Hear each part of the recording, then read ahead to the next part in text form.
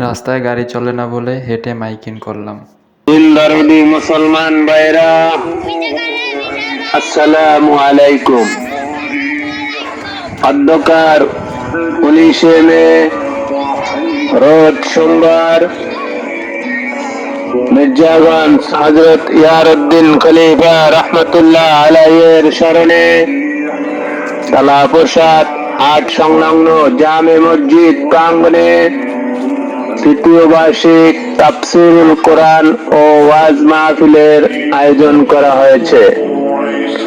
উক্ত মাহফিলে প্রধান বক্তা হিসাবে উপস্থিত থাকবেন বিশিষ্ট ইসলামী চিন্তাবিদ জনাব হাফেজ মাওলানা আল আমিন জিহাদি সাহেব, ইমাম ও খতিব বাইতুল আমান জামে মসজিদ, সাভার, ঢাকা।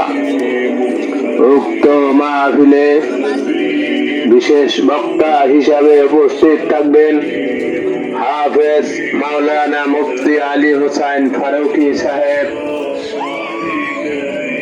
কামিল তাফসীর ও হাদিস মহাসচিব, তাহসিন পদ্ধতিতে কোরআন শিক্ষা বোর্ড, ডামরা, ঢাকা।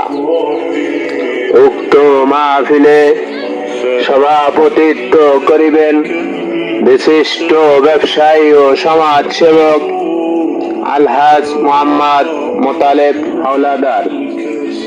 উক্ত মাহফিলে আরো অন্যান্য উলামায়ে কেরামগণ উপস্থিত থাকিয়া মূল্যবান ওয়াজ নসিহত করিবেন।